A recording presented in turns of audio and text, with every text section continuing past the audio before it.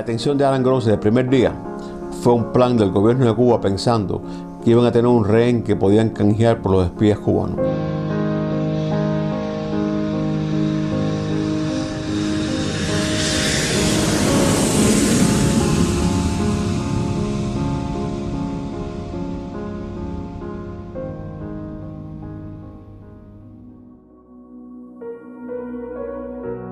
No es un secreto para nadie que el contratista norteamericano es una ficha de cambio para el régimen de La Habana.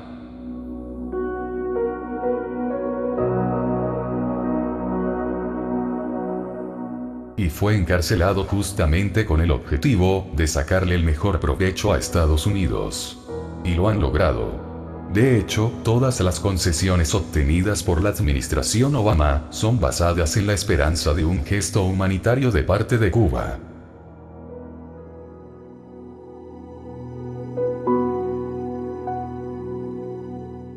Sin embargo, aparte de haber logrado acuerdos migratorios ventajosos para el régimen cubano, y una flexibilización sin precedentes en viajes y remesas, el objetivo principal, que es justamente la liberación de los espías encarcelados, aún es un asunto por resolver.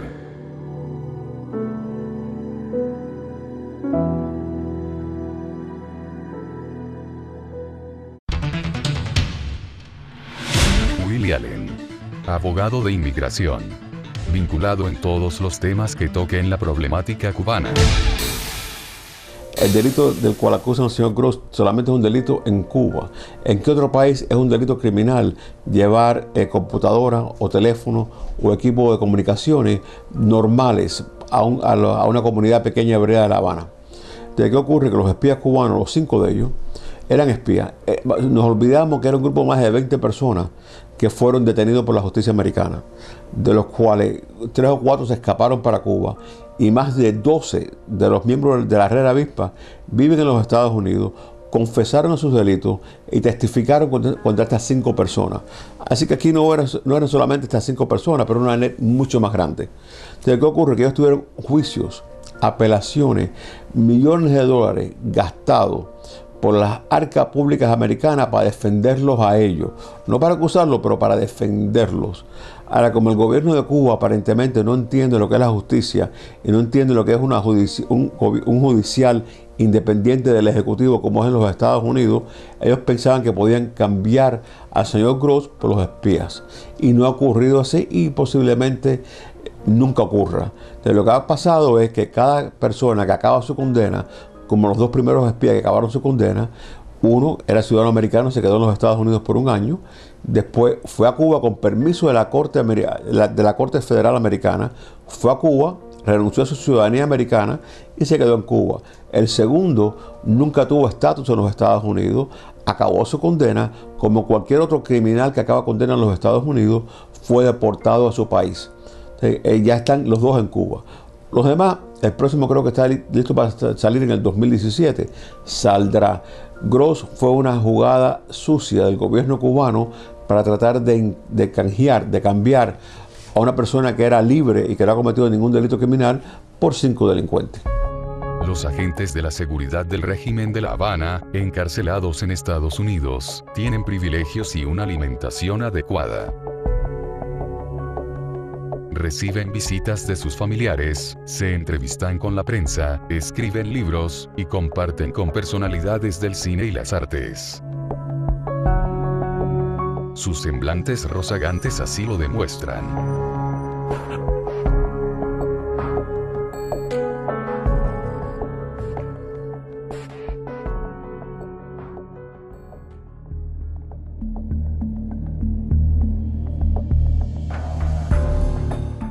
Por la otra parte, el señor Alan Gross se está muriendo literalmente de hambre.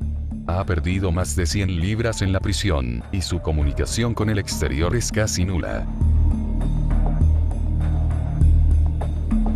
Aún así, el fundador del régimen de Cuba califica de brutal y antihumana la negativa de Estados Unidos de devolver a sus héroes.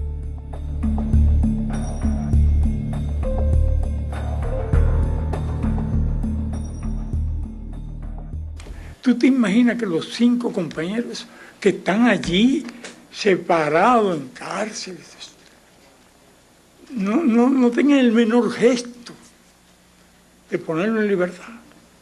¿Qué les costaría que 5 seres humanos separados de las familias, sobre todo no lo manden? Creo que fue en el verano del 2011 o el 2012 que Fidel Castro le anunció al mundo entero, puede haber sido el 2011, le anunció al mundo entero que los 5 espías cubanos iban a estar en sus casas para diciembre de ese año. El fin de año pueden preparar ya lo que haya, vamos a ver cómo se reparte lo que haya, pero mucho antes de fin de año.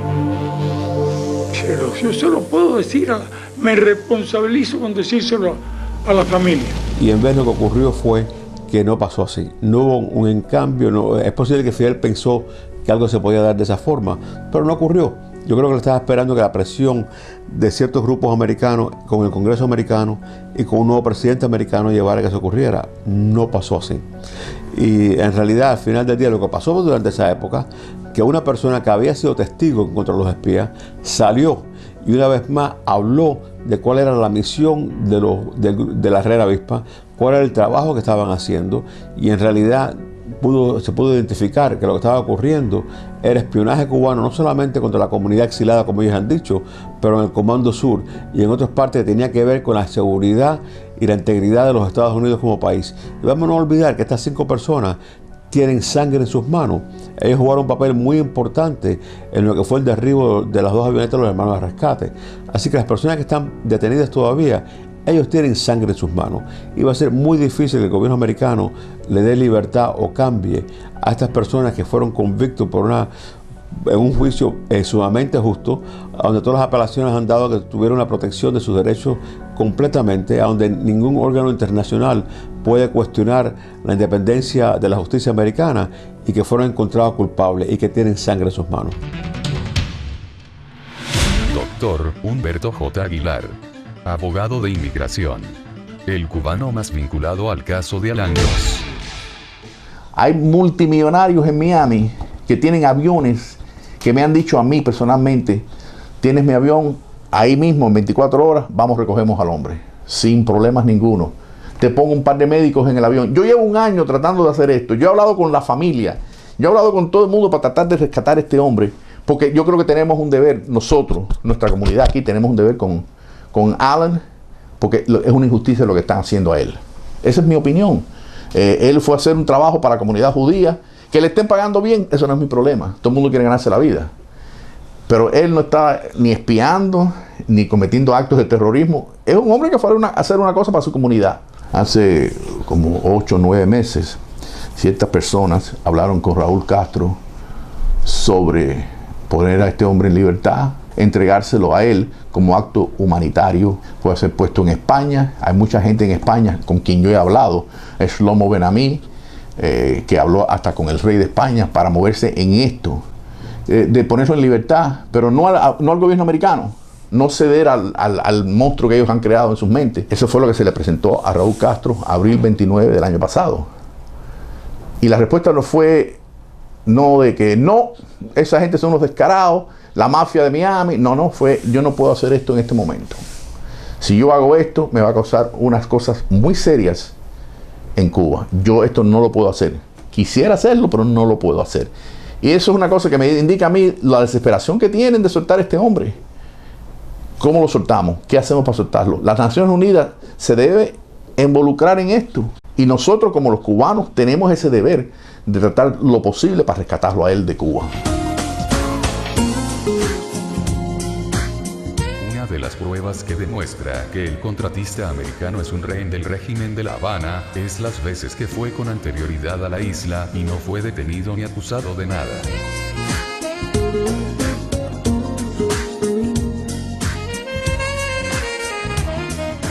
Empero las cosas parecen no irle a la dirigencia política de Cuba, tal y como lo planearon.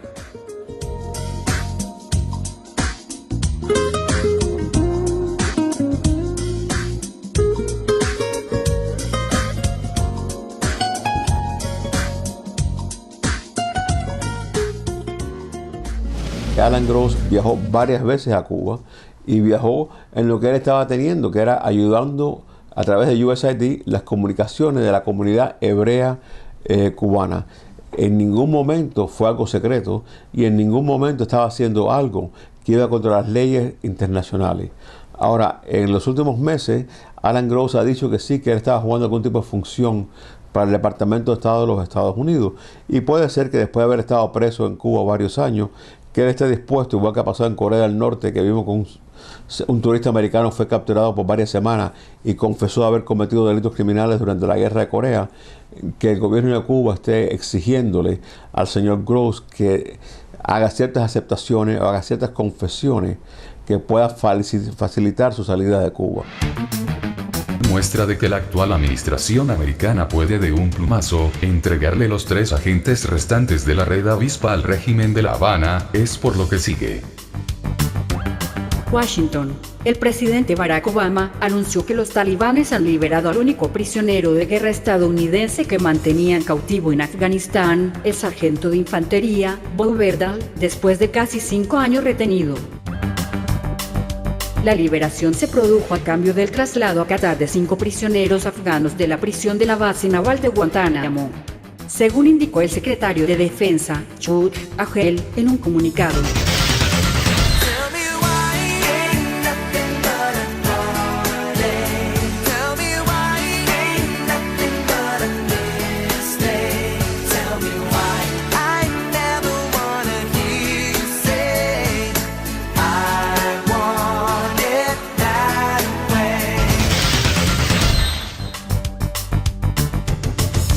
Esto, sin contar con la cámara, e informarlo después de haberlo hecho, es un precedente muy fácil de imitar en el caso de Alan Gross.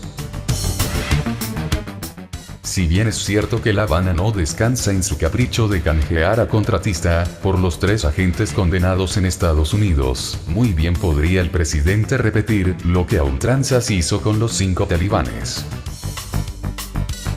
Y aunque la comparación es gigantesca por cuanto Bob Berdahl es un militar y Gross es un contratista civil, muy bien podría repetirse el caso.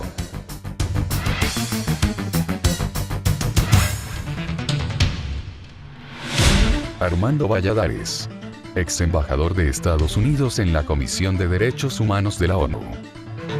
Lo que acaba de suceder, el canje de 5 terroristas de Al Qaeda, y no 5 terroristas cualquiera, de los más involucrados, de los que más responsabilidad tenían en el ataque a las Torres Gemelas, por un soldado americano, es algo que nos hace pensar que se están preparando, se están creando las condiciones para que la presión del gobierno cubano de que se canjee a Alan Gross por los 3 espías cubanos que todavía quedan en las cárceles, en este momento tiene muchísimas posibilidades.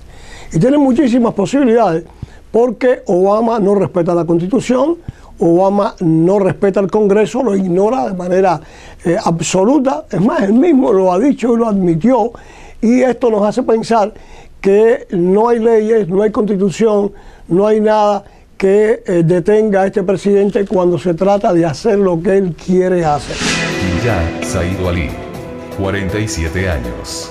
Ministro del Interior del régimen talibán. Gobernador del estado de Herat. Directamente asociado con el líder de Al Qaeda Osama Bin Laden. Mullah Mohammed Hassal. Comandante del ejército talibán. Jefe del Estado Mayor del régimen. Responsable de la masacre de miles de musulmanes chiíes en Kabul. Mulat Nourja Nouri. Vinculado también con la masacre de chiíes en Kabul. Comandante del ejército talibán. Abdul Haq Wasim. Subdirector de la inteligencia talibán. Vinculado a Osama Bin Laden. Mohamed Nabi Omari. 46 años de edad. Miembro de una célula adjunta de Al Qaeda en una provincia al este de Afganistán. Uno de los líderes más peligrosos detenidos en Guantánamo, Cuba. Con lazos muy estrechos con la red pakistaní, Haqqani.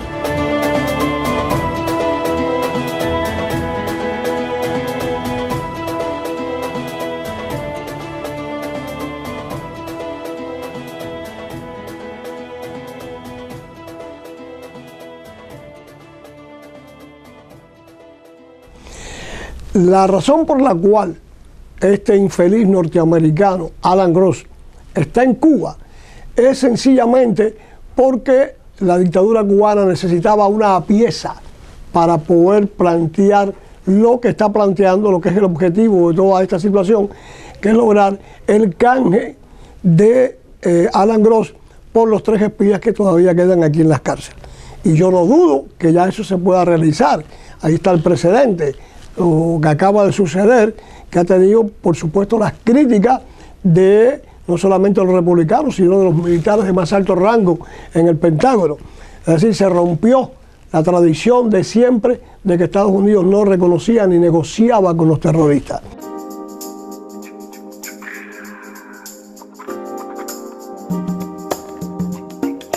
Existen 2 factores importantes para la sobrevivencia del régimen de La Habana.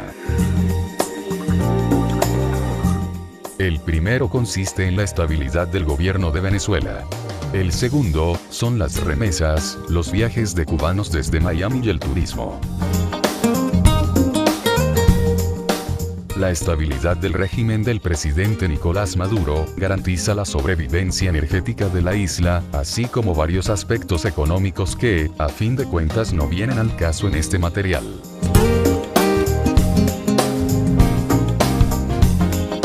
Sin embargo, el turismo, las remesas y los viajes de cubanos son esenciales para mantener al pueblo estable. Porque un retroceso en los acuerdos migratorios entre Estados Unidos y La Habana no lo soportaría la población cubana. Por lo tanto, hay algunos que creen que si la administración americana actual quisiera que Alan Gross regresara a Estados Unidos, solo tienen que amenazar a Raúl Castro con congelar todos los acuerdos migratorios hasta tanto no se ponga en libertad al contratista. En lugar de estar haciendo concesiones a cambio de nada, en lugar de estar aliviándole al régimen su situación, si esta administración hubiese tomado una medida más enérgica, por ejemplo, si lo hubiera planteado el gobierno de Cuba, que ellos se sentían muy presionados por la opinión pública norteamericana, en fin, se pueden buscar los pretextos, y le hubiera planteado que si no ponían en libertad a Gross, pues posiblemente se iban a ver obligados a suspender la remesa, a suspender los viajes a Cuba, el envío de dinero y de todo lo demás que se está enviando. Y yo estoy seguro que esta medida hubiera traído de vuelta a casa a ese infeliz norteamericano que en cualquier momento se puede morir allí en las ergástulas de Cuba. El contratista americano no es más que un rehén del régimen de La Habana.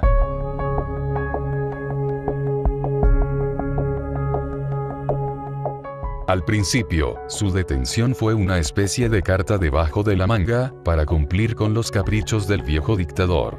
Luego la cosa fue escalando hasta llegar a pensar que el capricho podía llegar a convertirse en realidad. Hoy en día es un problema del cual no saben cómo salir.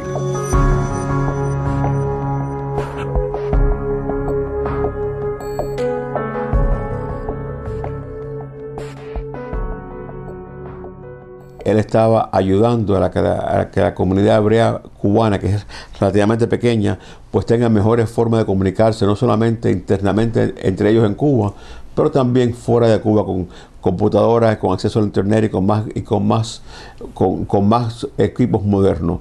De eso no tengo duda ninguna. ¿Eso le puede hacer daño al gobierno de Cuba? No lo creo. Que la comunidad hebrea cubana tenga acceso al internet y a comunicaciones puede llevar a cambios políticos en Cuba, tampoco lo creo. Entonces, cuando tú lo miras esa perspectiva, él nunca jugó un papel que tuviera ningún tipo de relevancia sobre la seguridad interna de Cuba, y nunca jugó un papel que pudiera llevar a que grupos disidentes internos de Cuba pudieran crecer, tener acceso a información que pudiera llevar a cambios en Cuba.